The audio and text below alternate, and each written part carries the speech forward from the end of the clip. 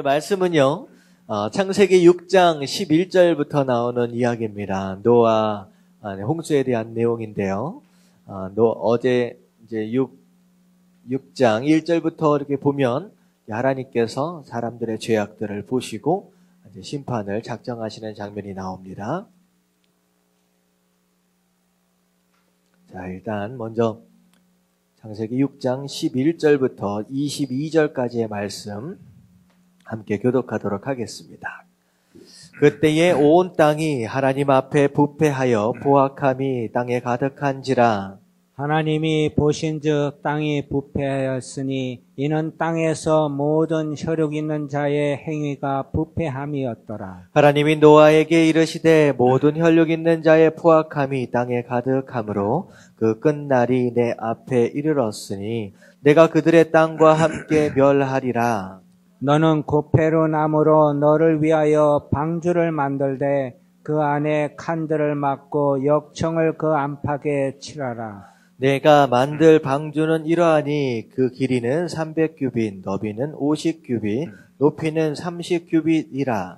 거기에 창을 내되 위에서부터 한 규빗에 내고 그 문은 옆으로 내고 상중하 3층으로 할지니라. 내가 홍수를 땅에 일으켜 무릇 생명의 기운이 있는 모든 육체를 천하에서 멸절하리니 땅에 있는 것들이 다 죽으리라. 그러나 너와는 내가 내 언약을 세우리니 너는 내 아들들과 내 아내와 내 며느리들과 함께 그 방주로 들어가고 벼룩 있는 모든 생물을 너는 각기 암수 한 쌍씩 방주에 이끌어들여 너와 함께 생존을 보존하게 하되 새가 그 종류대로 가축이 그 종류대로 땅에 기는 모든 것이 그 종류대로 각기 둘씩 내게로 나오리니 그 생명을 보존하게 하라. 너는 먹을 모든 양식을 내게로 가져다가 저축하라. 이것이 너와 그들의 먹을 것이 되리라. 노아가 그와 같이 하여 하나님이 자기에게 명하신 대로 다 준행하였더라. 아멘. 창세기 6장에 이제 들어와서 보면요, 이제 사람들이 많아지기 시작했습니다. 근데 무슨 일이 벌어졌느냐? 이제 사실 이제 창세기 6장 2절을 보면 하나님의 아들들이 사람의 딸들의 아름다움을 보고 자기들이 좋아하는 모든 여자를 아내로 삼는지라, 이런 구절이 나와요. 자, 하나님의 아들들이다라고 하는 것은 일반적으로 어떻게 해석을 하시면 되냐면 이제 아담 다음에 이제 셋의 후손들을 생각을 하시면 돼요. 셋의 후손들을 생각하시면 되고, 여기서 나오고 있는 사람의 딸들이다라고 얘기하는 것은 이제 가인의 후손들이라고 생각을 하시면 되겠습니다. 근데 가인은 하나님의 품을 떠나버렸죠. 그리고 자기 마음대로 살았습니다. 하지만 그래도 하나님께서 셋의 후손들과 함께 하시면서 에녹 같은 사람은 하나님과 동행하면서 그래도 신앙을 지키려고 애쓴 사람들이 그래도 셋의 후손들에는 좀 있었어요. 네, 하지만 이제 점점 사람들이 많아지고 번성하면서 이 셋의 후손들이 이 가인의 후손들하고 점점점 섞이기 시작했다라고 하는 거예요. 그래서 이제 자기 마음대로 이제 어떻게 보면 이런 겁니다. 믿음이 좋은 사람이 있고 믿음이 좀 약한 사람이 있어요. 그러면 믿음이 좋은 사람하고 믿음이 약한 사람하고 같이 붙어 있으면 믿음이 좋은 쪽으로 끌어올려가는 게 아니라 도리어 어떻게 됩니까? 오히려 믿음이 적은 사람 쪽으로 오히려 끌어내려집니다. 이런 현상이 지금 벌어지는 거예요. 이제 가인의 후손들이, 셋의 후손들이 가인의 후손들과 함께 하면서 그들을 하나님께로 이끌어 간 게 아니라 오히려 그들에게로 끌려가 버린 거예요. 그래서 이제 뭐라고 얘기하냐? 그들이 육신이 되어버렸다. 아예 죄의 습성대로 그냥 살아가 버린 것이 돼버린 거예요. 가인의 후손들과 마찬가지로. 그래서 이제 하나님께서 뭐라고 말씀하시느냐, 5절을 보니까 죄악이 세상에 가득함과 그의 마음으로 생각하는 모든 계획이 항상 악할 뿐임을 보시고. 자, 이게 이제 제가 뭐라고 설명을 했냐면 죄악이 뭐가 돼버렸어요? 그들의 문화가 되어버렸어요. 그냥 죄 짓고 사는 게 그들의 삶이고 습관이고 일상이 되어버렸습니다. 그 누구도 죄 짓는 거에 대해서 양심의 가책을 느끼지 않는 그런 현상이 일어나 버렸다라고 하는 거예요. 자, 그래서 하나님께서 사람 지으시는 것을 어떻게 하셨느냐? 한탄하시고 근심하셨다라고 하는 거. 한탄하시고 근심하셨다. 원래 사람을 만드실 때의 목적이 그게 아니었다라고 하는 거예요. 하나님께서 원하시던 모습이 아니었다라고 하는 거예요. 이건 이런 겁니다. 누구든 아무리 뭘 대단하게 이루고 산다라고 할지라도 여기 보니까 성도 짓고 기술 물건들도 만들고 악기들도 만들고 여러 가지들이 막 하거든요. 이 주중에 보시면. 근데 뭔가를 대단하게 다 한다라고 할지라도 하나님의 만드신 목적을 따라 살지 않으면 그 인생은 하나님 앞에서 어떤 인생이 되는 거예요? 한탄하실 수밖에 없고 근심하실 수밖에 없는 그런 존재가 된다라고 하는 거. 이게 사실 우리 삶 가운데 적용할 필요가 있다라고 하는 거예요. 하나님께서 나를 만드신 목적이 무엇이냐라고 하는 거예요.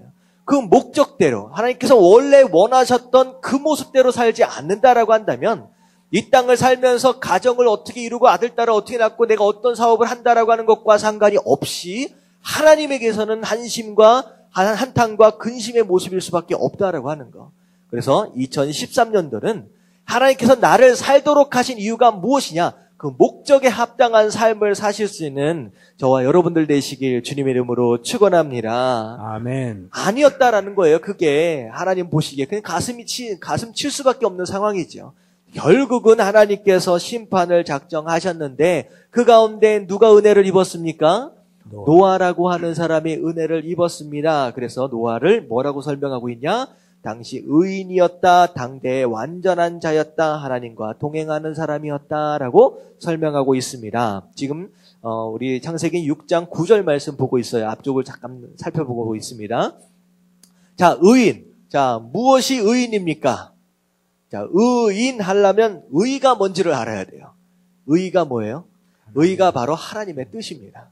정의라고 하는 것은 하나님의 뜻이 이루어지는 게 바로 정의예요. 그냥 간단하게 얘기하면 하나님의 뜻입니다. 그러니까 다시 말하면 의인이라고 하는 것은 어떤 사람을 의인이라고 말할 수 있느냐? 하나님의 뜻을 따라 사는 사람이 바로 의인이다라고 하는 거예요. 그리고 여기서 완전한 자라라고 얘기를 하고 있는데 영어를 보면 blameless라고 설명을 하고 있어요. blameless. 어떤 사람입니까? 누군가로부터 욕먹을 혼날 짓 안 하고 사는 사람이다라고 하는 거예요. 사람들한테 피해주지 않고 경건하게 사는 어떤 그런 모습을 얘기하겠지요. 자, 그리고 하나님과 동행하는 사람이었다라고 얘기를 하고 있습니다. 그래서 제가 새벽 예배 때는 한번 설명을 드렸는데요. 동행. 여러분, 동행이 무슨 뜻이에요? 함께 뭐 한다는 거예요? 걸어간다라고 하는 거예요. 하나님과 함께 걸어간다라고 했을 때 동행하기 위해서 분명히 같아야 할 것이 두 가지가 있어요. 두 가지가 같지 않으면 절대 동행이 불가능합니다. 자, 첫 번째는 무엇이겠습니까? 첫 번째는 방향이에요. 두 번째는 속도입니다. 아무리 함께 걷고 싶다라고 할지라도 이 사람은 동쪽으로 가고 있고 이 사람은 남쪽으로 가고 있다라고 한다면 동행이 돼요? 안 돼요? 안 돼요. 다시 말하면 방향이 같아야 돼요. 방향이 같아야 동행이 가능합니다. 그리고 아무리 방향이 같다라고 할지라도 스피드가 다르다고 한다면, 속도가 다르다라고 한다면 동행이 안 되겠지요. 한 사람은 일찍 가버리고 한 사람은 뒤따라가고 안 된다는 거예요. 자, 방향은 곧 무엇을 의미하느냐? 목표가 바로 방향입니다. 인생을 살아가는 목표예요. 그리고 속도는 무엇을 의미하느냐? 열정을 의미합니다. 하나님이 가지고 계시는 목표와 하나님이 가지고 계시는 열정과 같아지지 않으면 동행 자체가 안 되는 거예요. 자, 하나님께서 어디에 목표를 두고 계시고 무엇에 열정을 쏟고 계시는지 여러분들 혹시 아세요? 하나님은 하나밖에 없어요. 영혼 구원하는 거에 목표를 두고 그것에 온 열정을 쏟고 계시는 분이 바로 하나님이다라고 하는 거. 그래서 바로 그게 우리가 하나님과 동행한다라고 하는 것이 바로 하나님께서 가지고 계신 그 뜻을 따라 하나님과 함께 열정 가운데 나아가는 바로 하나님께서 주신 사명을 감당하는 자의 삶이 바로 동행하는 삶이다라고 하는 거예요. 그래서 노아는 바로 그런 삶을 살았다라고 하는 거. 세상이 다 썩었다라고 할지라도 죄악이 문화가 되어지고 그들의 삶의 습관이 되어지고 그들의 모든 그것이 다 되었다라고 할지라도 노아만큼은 그래서 노아에 대해서 설명을 할 때 뭐라고 얘기를 하느냐 8절에 보니까 그러나 하고 설명하고 있잖아요. 이게 바로 노아의 신앙을 간단하게 얘기해 줄 수 있는 그럼에도 불구하고의 신앙입니다. 제가 주일날 한번 말씀드린 적이 있었습니다. 그래서 그럼에도 불구하고 핑계대지 않는 인생이에요. 남들 다 그렇게 사는데요. 남들 다 그렇고 살아요. 교회 다니는 사람들도 다 그렇게 하고 살아요. 이게 아니라 그럼에도 불구하고 나는 아니다라고 하는 거예요. 나는 내가 서 있을 자리를 분명히 알고 내가 지켜야 할 자리를 분명히 아는 바로 그 모습 그대로의 삶을 살아야 된다라고 하는 거, 그게 바로 노아의 삶이었다라고 하는 거. 그래서 다시 한번 생각해 보건데요. 2013년도는요. 그럼에도 불구하고 핑계대지 않는 삶, 정말로 무엇이 옳은 줄 우리가 말씀 통하여 안다라고 한다면 그 길을 가는 바로 그런 삶을 사실 수 있는 저와 여러분들 되시길 주님의 이름으로 축원합니다. 아멘. 아멘. 자, 그리고 나서 11절 오늘 말씀으로 넘어왔어요. 자, 그때에 온 땅이 하나님 앞에 부패하여 포악함이 땅에 가득한지라. 부패하였다라고 하는 것은 썩었다라고 하는 것이죠. 얼마나 망가졌으면 썩어서 냄새가 날 정도가 되어버렸다. 그리고 그들이 포악하다. 이게 이제 서로 치고받고 가만히 살지를 않는 거예요. 서로에게 상처 주고 그런 식의 삶을 살고 있었다라고 하는 거. 12절에 보니까 하나님이 보신즉 땅이 부패하였으니 이는 땅에서 모든 혈육 있는 자의 행위가 부패하였음이었더라. 함이었더라. 자, 분명히 하나님이 지금 죄를 짓고 있는 건 누가 죄를 짓고 있어요? 이 사람이 죄를 짓고 있어요. 근데 하나님 뭐라고 말씀하세요? 12절에 뭐가 부패했다고요? 땅이 부패했다라고 말씀하십니다. 땅이. 왜 땅이 부패했다라고 말씀을 하느냐? 사실 사람이 어디서부터 왔습니까? 땅에서부터, 흙에서부터 왔습니다. 그래서 사실은 흙에서부터 온 사람의 죄로 인하여서 사실 땅도 함께 썩어가고 있다라고 하는 거예요. 땅도 함께. 여러분들 우리가 알아야 될 게 뭐냐면요. 옛날에 미국, 사실 한 200년 전만 해도 미국은요 사막이었어요. 사실 그 네이티브 아메리칸이라고 부르는데 인디안들이 팬티만 입고 그냥 다녔던 땅이에요. 아무것도 없는 땅입니다. 근데요 요즘에는 어떤 땅으로 바뀌었느냐? 완전히 팜추리가 원래는 캘리포니아에 팜추리가 원래 없었어요. 거기 팜추리는 전부 다 다른 동네에서 다 퍼가지고 다 심어놓은 겁니다. 원래는 거기서 풀이 자랄 수가 없습니다. 그런데 그런 땅으로 바뀌었어요. 다시 말하면 땅이요. 누가 그 땅에서 사느냐에 따라서 영향을 엄청나게 받고 있다라고 하는 거예요. 실제로 남한과 북한을 보면요. 제가 지지난주인가 강화도를 한번 갔다 온 적이 있어요. 제 와이프랑 애 데리고서 강화도를 한번 갔다 왔는데 거기 보니까 무슨 평화 무슨 전문대인가 하여튼간 뭐가 있더라고요. 근데 거기서 보니까 정말로 북한이 정말로 가까워요. 정말 망원경으로 제가 이제 사진은 동영상으로 좀 찍어왔는데요. 딱 보니까 정말로 집들이 다 보이고요. 망원경으로 보니까 사람까지 다니는 게 보이더라고요. 정말로 가까이서. 근데요, 너무나도 다른 게 겨울이니까 별로 다른 걸 못 느끼는데요. 여름이 되면요. 이쪽에는 나무들이 우거져가지고 거의 숲이 우거지는데요. 저쪽에는 하나도 없대요, 숲이. 완전히 깡 말라가지고 정말로 다 민둥산이래요. 정말로 강 하나만 딱 바다도요. 불과 한 500m밖에 안 되거든요. 500m 한 1km도 안 될 것 같아요. 그 사이만 두고서 완전히 다른 땅이라는 거예요. 이 땅이요. 누가 사느냐에 따라서 영향을 받는다라고 하는 거예요. 썩어져 있는 사람들, 썩어져 있는 죄 가운데 썩어져 있는 그런 사람들이 사는 땅은요. 땅도 함께 부패할 수밖에 없다라고 하는 거. 그래서 신약 성경에 가면 그런 얘기가 있어요. 땅이요. 하나님의 아들들을 기다리고 있대요. 여러분들, 내가 어떤 땅에 가야 내가 복을 받느냐 이게 아니라 내가 가는 땅에 복을 받는 것인 줄로 믿습니다. 아멘. 옛날 우리 미속이 아니라 미신적인 어떤 그런 의미에서는요. 그렇게 생각을 했어요. 좋은 땅이 어디냐는 거예요. 좋은 땅이 어디냐라고 하는 걸 보고 사람이 찾아갔습니다. 하지만 신앙은 그게 아니에요. 우리가 바로 가는 땅이 바로 그 땅에 복을 받는 땅입니다. 여러분들 어디가 좋은 회사입니까?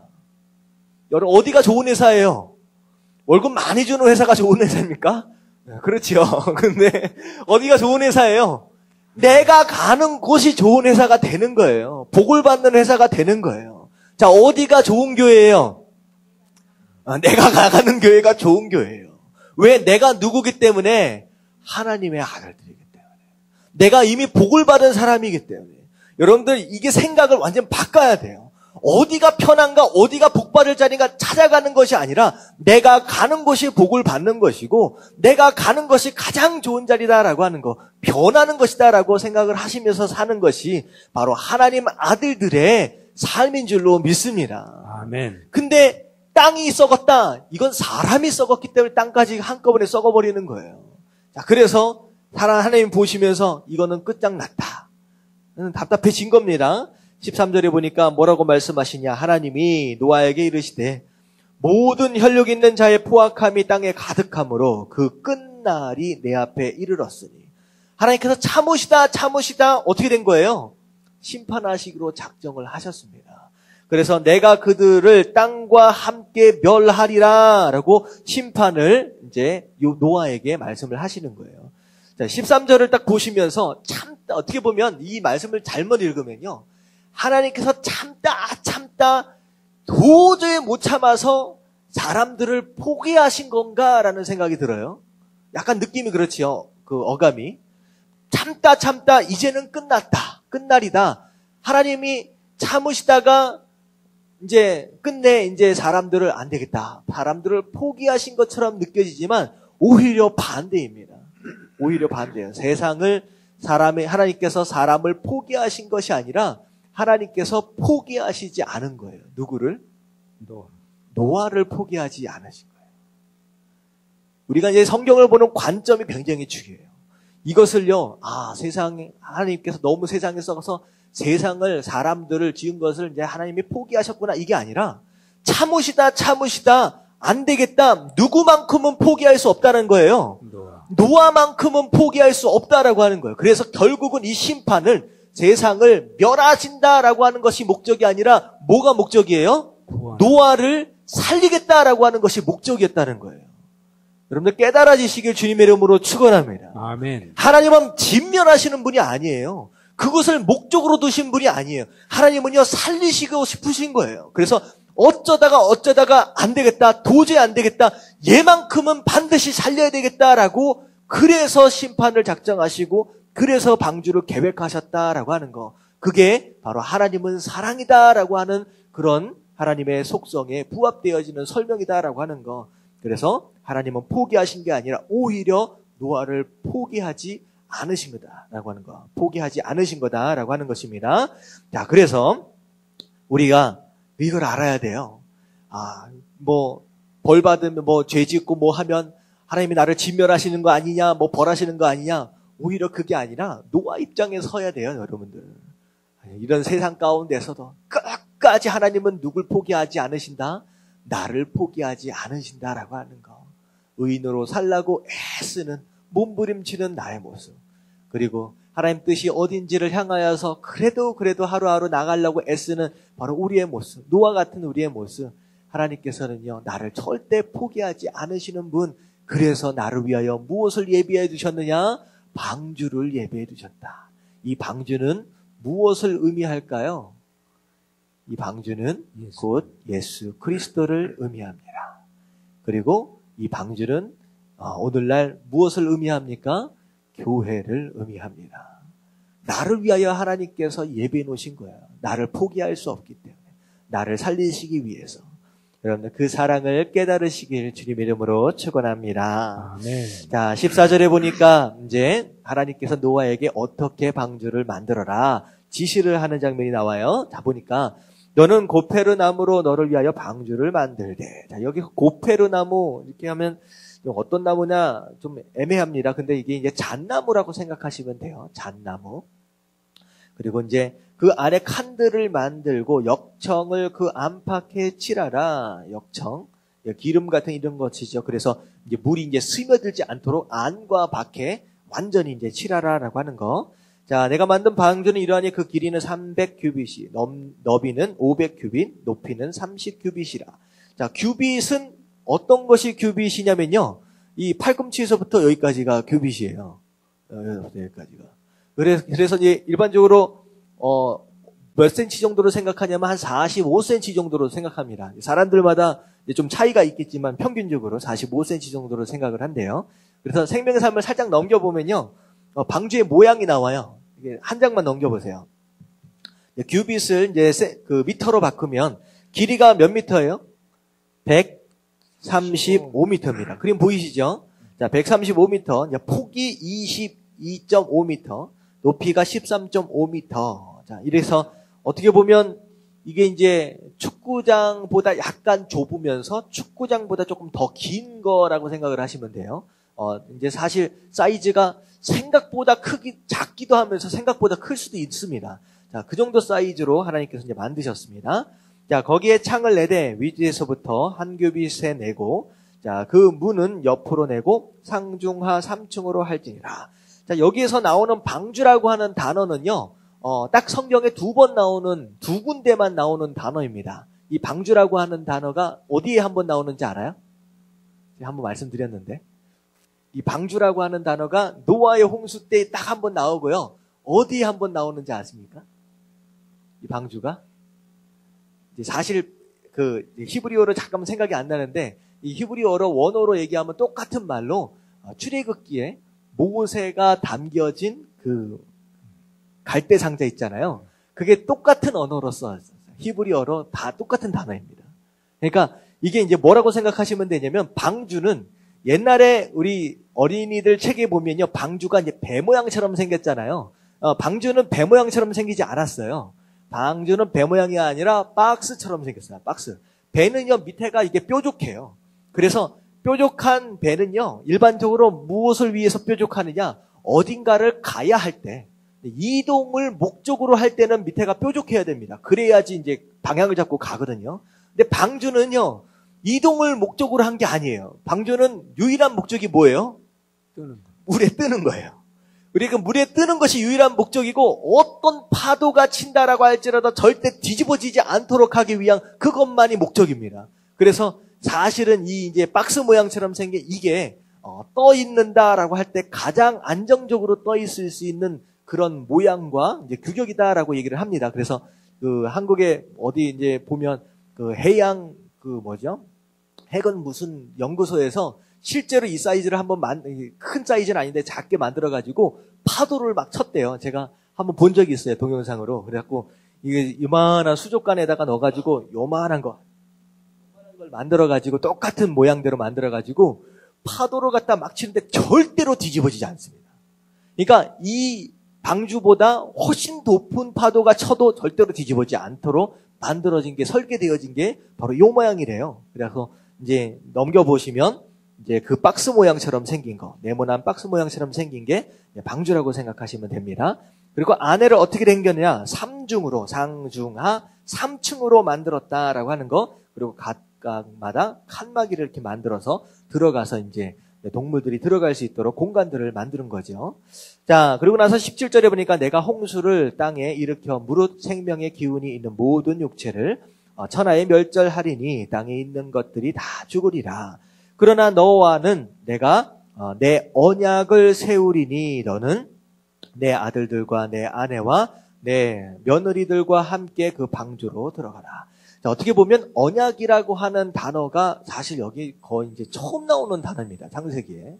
자, 언약이라고 하는 단어, 약속과는 조금 좀 차이가 있는 거죠. 자, 언약이라고 하는 단어, 어떤 계약 관계에 있어서 누군가 파기를 해버리면 그냥 이제 나머지도 파기되어져 버리는 그런 계약 관계가 아니라, 언약이다라고 하는 것은 상호간의 신뢰 가운데 누군가가 파기할 수 있는 상황이 된다라고 할지라도 그 약속을 끝까지 끌어가기 위한 한쪽의 어떤 노력이 이제 전제되어 있는 거예요. 이게 사실 이제 구별하기가 좀 애매한데요. 이런 겁니다. 이 언약이라고 하는 장면을 이제 구체적으로 조금 설명할 수 있는 대목이 이제 아브라함과 더불어 하나님이 언약하시는 장면이 나와요. 이제 그때를 보면 어떤 장면이 되냐면, 이스라엘 그 근동지방의 사람들은요, 약속을 할 때 어떻게 약속을 하냐면 소를 갖다가요, 반으로 잘라요. 그러니까 이 위에서부터 아래까지 쫙 반으로 딱 잘라놓고선, 그 얼마나 징그럽겠습니까? 쫙 벌려놓고선 그 사이를 약속을 하는 두 사람이 가운데로 지나갑니다. 지나가면 서로가 다 지나가면 이제 약속이 된 거예요. 이게 무슨 뜻이냐? 만약에 너와 나와 한 이 약속을 누군가가 파기하면 어떻게 된다는 거예요? 지금 갈라져서 죽어있는 이 소처럼 죽는다는 거예요. 죽는다. 그러니까 이게 팔레스타인 이 지역에서는 사람들이 굉장히 잔인합니다. 그래가지고 이게 사람도 뭐 그렇게 막 이제 해하고 막 하잖아요. 근데 그런 식으로 약속을 해요. 근데요, 하나님과 아브라함이 약속을 하실 때 어떻게 하느냐? 하나님이 그 사이를 지나가세요. 근데 감히 아브라함이 거길 지나가지 못합니다. 그러니까 하나님만 스스로 지나가시는 거예요. 그 무슨 뜻이냐면요, 만약에 안 지키면 너 죽는다라 이게 아니라 너와 한 나와의 이 약속, 이 언약은 네가 비록 연약해서 이루지 못한다라고 할지라도 반드시 내가 어떻게 하겠다는 거예요? 내가 성취하고야 말겠다라고 하는 겁니다. 이게 바로 언약이에요. 하나님께서 우리에게 하신 언약. 우리가 하나님과의 약속 가운데 살잖아요. 언약 가운데 살잖아요. 내가 하나님의 백성으로서 합당한 삶을 살려고 애를 쓰는데 하루에도 수십 번씩 죄를 짓고 살거든요. 항상 우리가 말씀에 순종을 못하거든요. 그럴 때마다 하나님이 약속하시면서 그 채찍을 들어대시는 게 아니라, 그럼에도 불구하고 나 하나님이 너와의 그 언약과의 관계를 위해서 내가 끝까지 너를 끝까지 끌고 가시겠다라고 하는 하나님의 의지와 열정이 그 안에 숨어 있는 거예요.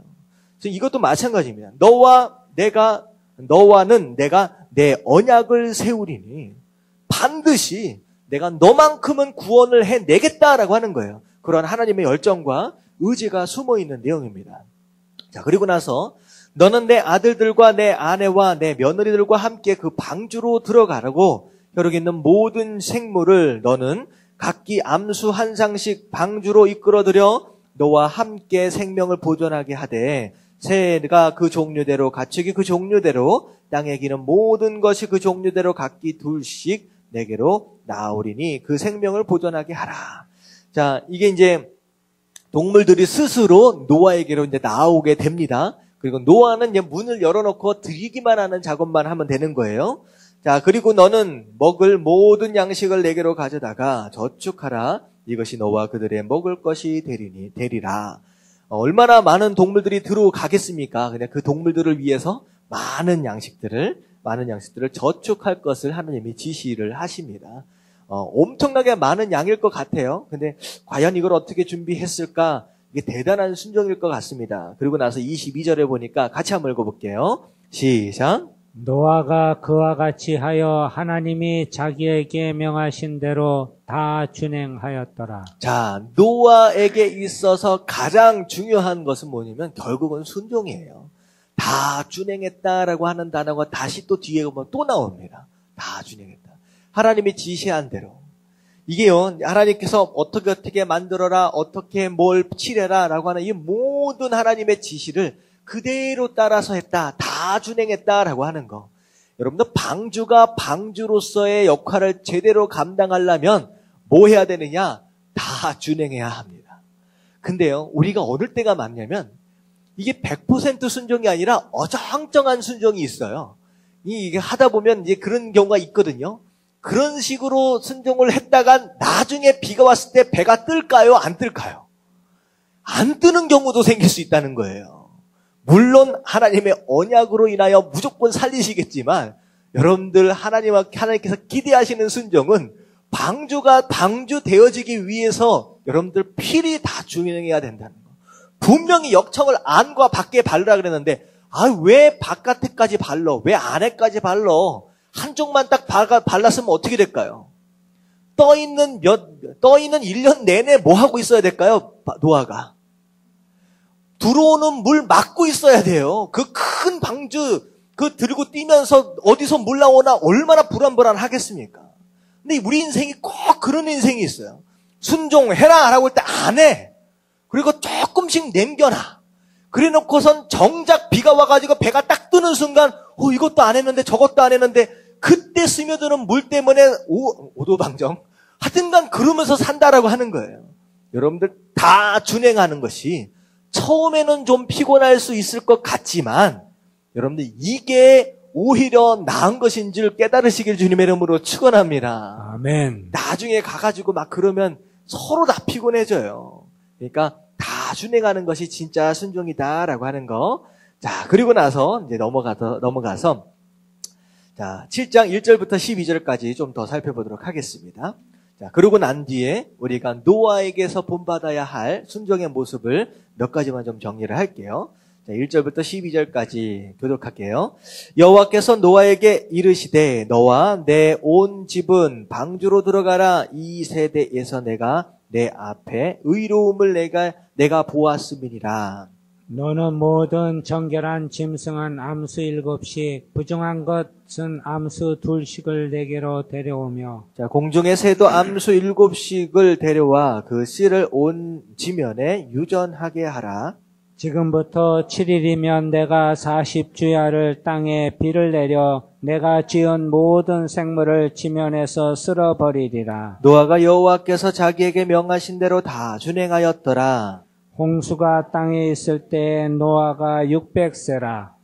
노아는 그 아들들과 아내와 며느리들과 함께 홍수를 피하여 방주에 들어갔고 정결한 짐승과 부정한 짐승과 새와 땅에 기는 모든 것은 하나님이 노아에게 명하신 대로 암수 2씩 노아에게 나와 방주로 들어갔으며 7일 후에 홍수가 땅에 덮이니 노아가 600세 되던 해 둘째 달 곧 그 달 11의 날이라.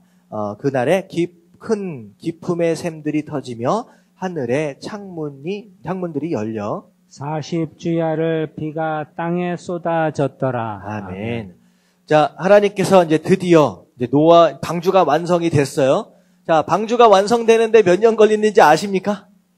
120년 동안 방주를 지었습니다. 이게 사실은 방주를 지었다라고 얘기를 할 수밖에 없어요. 건축을 한 겁니다. 엄청난 사이즈의 배를 몇 명이 만들었습니까?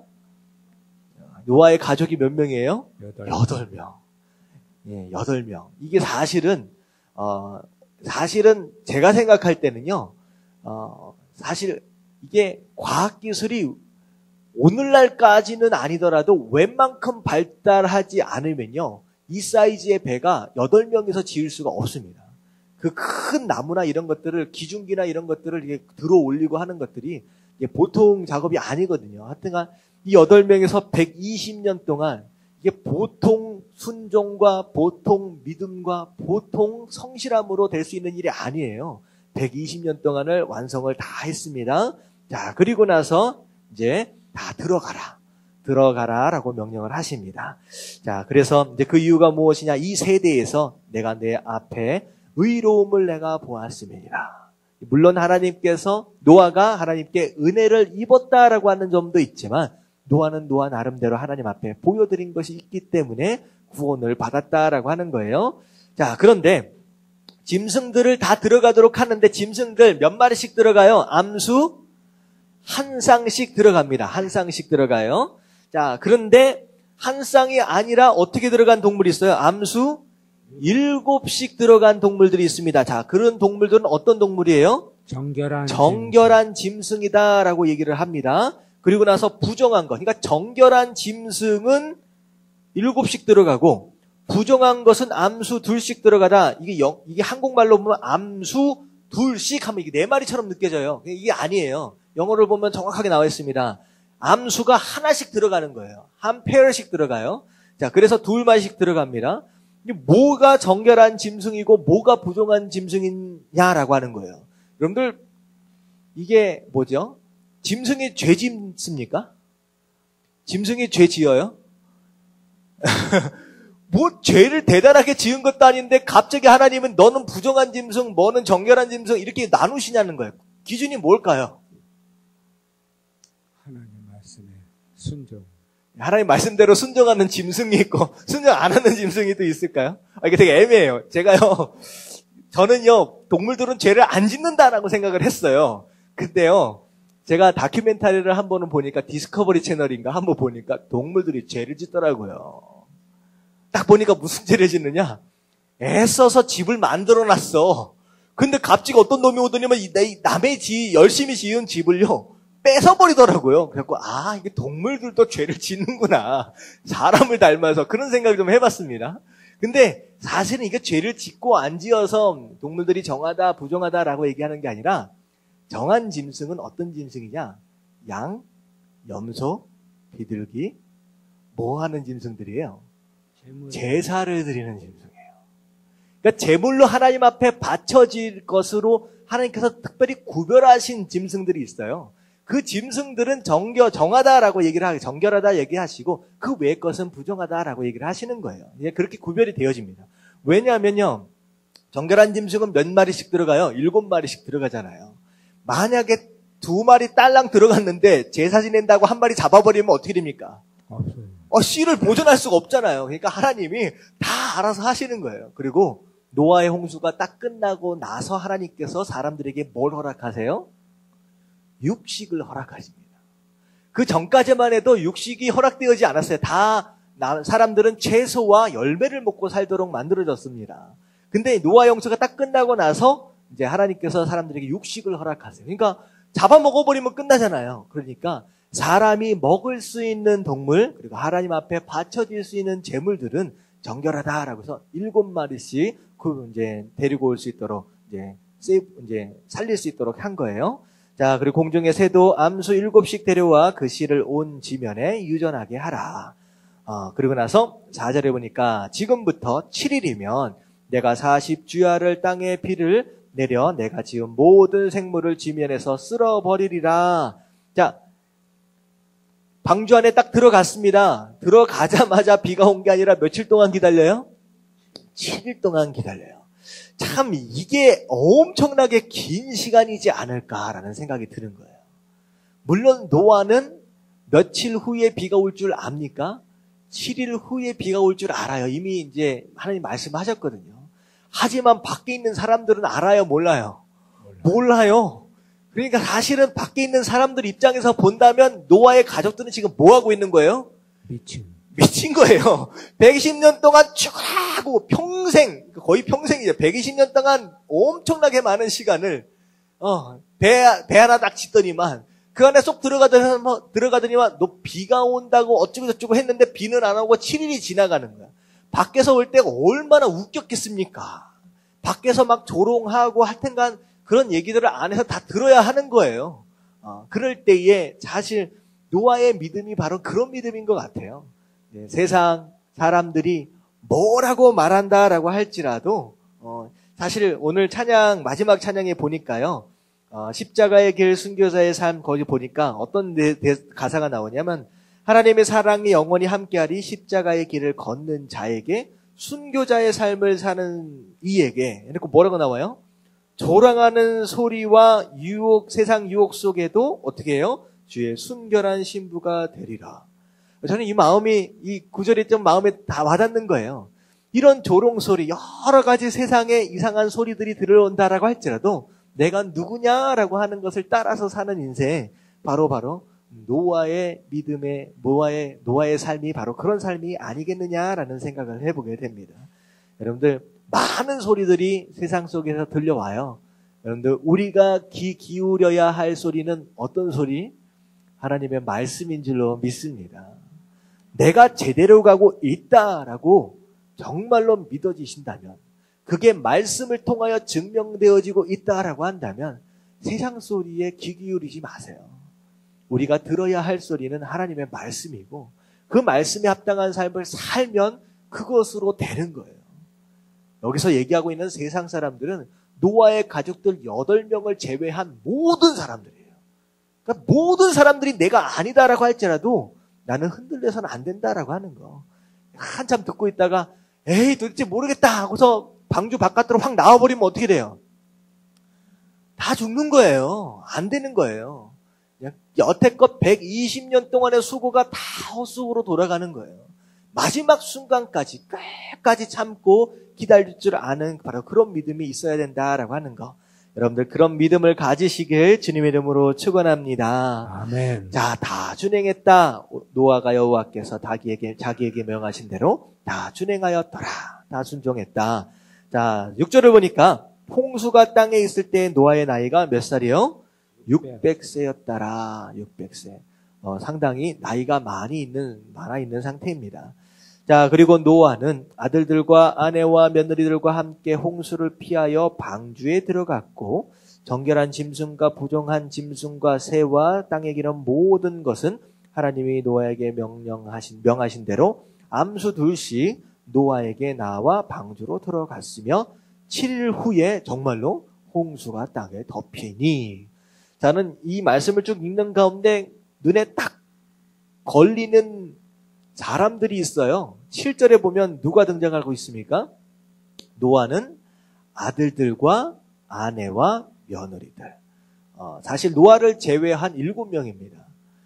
사실 방주를 만들어라 라고 하는 하나님의 지시는 누가 받았어요? 노아가 받았어요. 하지만 방주는 누구와 함께 지었습니까? 가족들. 그리고 노아의 방주 안에 누가 다 들어갔어요? 가족들 다. 과연 노아라고 하는 이 아버지가 어떤 삶을 살았길래 자녀들이 아버지의 말도 안 되는 순종에 함께 순종할 수 있었느냐라고 하는 거. 그러면 가장 되신 분들은요, 깨달으시길 주님의 이름으로 축원합니다. 이거는요, 노아는 보통 사람이 아니에요. 제가 느끼게 그래요. 자녀들이 부모들 마음대로 커지지가 않습니다. 그렇잖아요. 평생, 사실은 모태신앙이 얼마나 많아요. 뱃속에 있을 때부터 신앙을 갖고 그렇게 키웠는데 조금 머리 크니까 어떻게 말을 들어요, 안 들어요? 안 들어도 얼마나 안 들어요? 더럽게 안 들어요, 진짜. 그게 자식들입니다. 그게 자식들이에요. 이상하게 그 신앙을 물려준다라고 하는 게 이게 만만치가 않아요. 그 더군다나 누구에게까지 물려줘요? 며느리까지에게 물려주는 거예요. 그러니까 아버지의 신앙을 아들들이 이어받고요. 그 아들들의 신앙이 며느리까지 영향을 미치는 거예요. 여러분들, 이왕에 기도하시려면요, 2013년도 노아의 가족처럼 이런 복을 받기를 기도하시길 주님의 이름으로 축원합니다. 아멘. 내가 부모로서 하나님 앞에 온전히 서게 하시고, 내가 가지고 있는 하나님을 향한 이 신앙이 우리 자녀들에게 고스란히 정말로 아름답게 물려가게 하시고, 그 자녀들, 그 며느리, 온 가족이 정말로 어떤 하나님의 지시가, 이게 세컨핸드예요. 직접 받은 게 아님에도 불구하고 아버지의 순종에 그대로 함께 순종할 수 있는 이런 믿음과 신앙을 여러분들 우리 가정이 받아야 한다라고 하는 거, 여러분들 이런 가정이 되어야 마땅한 줄로 믿습니다. 아멘. 저는 이게 참 되게 부러워요. 와, 이런 가정이 있구나. 결국은 하나님이 노아를 택하신 이유가 있고, 결국은 이런 가정이 있기 때문에 120년 동안의 긴 세월, 이 엄청난 반주가 건설되었을 수 있었구나라는 생각을 해보게 됩니다. 그래서 사실은요, 가정에게 허락하신 하나님의 사명이 있습니다. 나에게 허락하신 사명이 있고 가정에게 허락하신 사명이 있어요. 그러면 그 사명을 정말로 하나하나 한마음 돼서 잘 이루어가면 너무 좋겠다라는 생각을 해보게 되는데요. 사실 저희 집안도 좀 그렇게 되기 위해서 기도를 하고 있고요. 제가 이제 자꾸 이런 얘기를 하면 좀 민망해질 것 같아서 누구 전도사가 있어요. 어떤 전도사가 있는데, 제가 어머니가 특별한 사역을 하신다고 해서 제가 한번 방문을 한 적이 있어요. 그랬는데요, 그 어머니가 하나님께 받은 그 사명을 그 아들이 이어받고요, 그 누이도 이어받고, 심지어는 그 아들과 며느리와 누이와 사위까지 해가지고 정말로 한 마음으로 열심히 사역하는 그 모습을 보면서 참 어머니가 참 복을 너무 많이 받았다라는 생각이 드는 거예요. 어쩌면 그 모습이 바로 노아의 가정에 하나님이 허락하신 그런 축복이고, 바로 이 노아를 통하여서 이루고 가시는 구원의 역사라는 생각이 듭니다. 그래서 누구 남의 얘기가 아니에요. 노아의 이야기, 누구 다른 사람의 이야기가 아니라 내 가정에 허락하신 사명이 무엇이냐라고 하는 걸 바로 아시고, 여러분들 부모된 자로서 이 사명을 함께 이루어갈 수 있는 그런 가정들 되시길 주님의 이름으로 축원합니다. 아멘. 아멘. 자, 그리고 나서 노아가 600세 되던 해, 자, 2월 17일이라고 생각하면 두 번째 달, 둘째 달, 그 달 11의 날, 2월 17일. 자, 그날에 큰 기쁨의 샘들이 터지며 하늘의 창문들이 열려 40주야를 비가 땅에 쏟아졌더라. 자, 그냥 비만 적당히 내린 것이 아니라 이제 땅 속에 있는 기쁨의 샘이 터졌다라고 하는 거. 이거는 이제 지하수나 뭐 이런 것들이 터짐과 동시에 심지어는 화산까지 폭발한 것이 아니냐라는 이제 그런 이제 추측을 해보게 됩니다.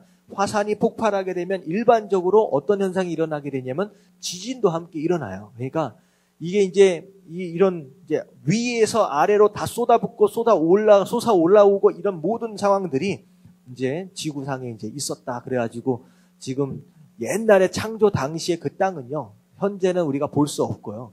이게 전부 다 뒤집어지면서 화산 폭발과 함께 이게 큰 지진이 일어나면요, 어떤 현상이 일어나면요, 이게 토양 액화 현상이 일어난대요. 그러니까 단단하게 굳어 있는 토양 같은데요, 엄청난 지진이 한꺼번에 탁 오면 이 토양이 마치 액체처럼 흘러내린대요.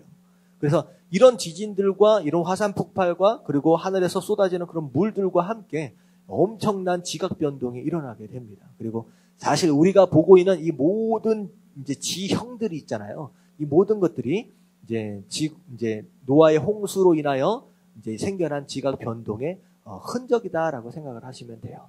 자, 그래서 그런 일들이 있었고 40주야 비가 땅에 쏟아졌더라. 그래서 이제 완전히 잠기게 되는 상황이 벌어집니다. 자, 여기까지 우리가 보면서 우리가 좀 생각해 볼 수 있는 노아의 신앙이 어떤 신앙이냐, 이제 말씀드린 것처럼 이해할 수 없는 하나님의 명령. 노아는 단 한마디의 질문을 하지 않습니다. 그러니까 하나님의 명령에는요, 질문하지 않는 거예요. 그냥 순종하는 거예요. 그러면 질문이 없이 무조건적인 순종, 바로 이런 신앙이 바로 노아의 그런 믿음이었다라고 하는 거. 그리고 120년 동안 어떻게 순종을 했느냐? 참고 인내하며 순종했던 것이 노아의 순종이었다라고 하는 거. 그리고 다 준행하였더라라고 반복적으로 얘기하고 있는 것이 무엇이냐? 정말 하나님께서 말씀하신 것이다라고 한다면 처음부터 끝까지 최선을 다하여 순종하는 모습, 마치 지난주에 말씀드렸던 가나의 혼인잔치 6개의 항아리에다가 꼭대기 아구까지 다 채워 넣은 것처럼 정말로 완벽하게 최선을 다하여 순종하려고 애썼던 바로 그런 사람이었다라고 하는 거. 그리고 가족들과 더불어 어쩌다가 한번 순종한 게 아니었다라고 하는 거야. 모든 가족들이 아버지의 말씀이다라고 한다면 무조건 따라서 가는 어떤 그런 가정의 모습을 볼 때 노아는요, 정말로 순종 자체가 정말로 삶이 되어졌던 일방적인, 그러니까 단편적인 순종이 아니라 순종이 삶이었던 바로 그런 삶을 살았던 것이 노아의 모습 아니었겠느냐라는 생각을 해보게 됩니다. 그래서 우리가 노아의 이야기를 쭉 보면서 120년 동안 방주를 지어가고 그 가운데 하나님의 말씀이 하나하나 순종하는 것을, 이 모습들을 보면서 2013년도에서 이런 순종을 통하여서 하나님의 구원 역사 그리고 하나님의 기적들을 경험할 수 있는 우리 모두가 되어야 할 줄로 믿습니다. 아멘. 자, 그리고 마지막으로 좀 생각해 볼 수 있는 것은 뭐냐면요, 하나님께서 노아에게 지시를 하실 때 처음부터 끝까지 다 알려주시지 않아요. 무슨 얘기인지 아시죠?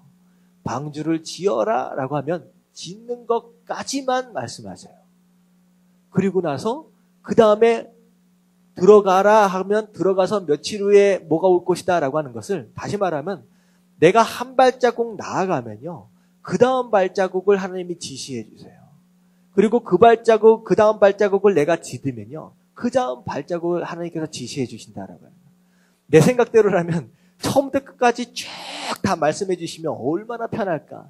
근데 그게 아니라는 거예요. 하나님께서 우리가 필요한 것만큼만 탁탁 보여주시면서 그만큼만 따라오길 원하시면서 그런 순종을 하나님이 기대하고 계신다라고 하는 거.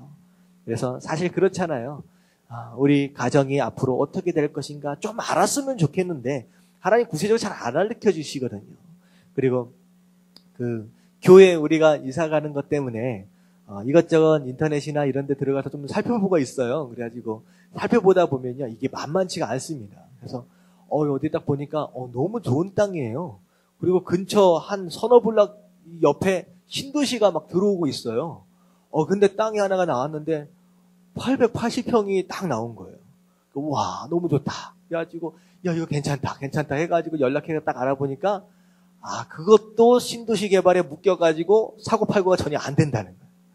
제가 이거 아쉽네. 그러다가 딱 보니까 병원 하나가 나왔어요. 병원 하나가 나와가지고 괜찮아요. 사이즈도 모양도 괜찮아가지고 조금만 리모델링하면 이쁘게 교회가 세워질 수 있겠다. 그 옆에는 또 그 유료 주차장이 있어요. 나중에 이걸까지 사면 여기다 건축하면 너무 좋겠다. 별 생각을 다 하면서 전화를 또 해봤더니만 그거는요, 병원만 들어간대요. 교회는 못 들어간대요. 하여튼간 이렇게 보면 좋다라고 생각하면 꼭 뭐가 안 되고 그러면 이게 찾아보면서 이거 무슨 바다 한가운데서 거의 바늘 찾기처럼 쉽지가 않다라는 느낌이 드는 거예요. 근데 답답해요. 어떻게 보면 도대체 어디다가 하나님께서 우리를 옮기시려나 답답하고 보여주셨으면 좋겠는데 그렇지 않고 그렇다라고 할지라도 중요한 건 무엇이냐? 우리에게 보여주신 한 발자국을 가는 것이 우리의 책임이다라고 하는 거. 보여주시지 않는 것에 답답해하고 왜 안 보여주시냐라고 하는 것으로 인하여서 에너지를 쏟기보다는 보여주신 것만큼의 발자국을 가는 것에 충실하는 것이 바로 우리의 본분이다라고 하는 걸 생각하면서 2013년도 매일매일 주어지시는 지시하시는 그 명령을 따라서 하나하나 순종을 해 나가는 모습이 바로 하나님께서 원하시는 모습이다라고 하는 걸 기억하실 수 있는 저와 여러분들 되시길 주님의 이름으로 축원합니다. 아멘. 아멘.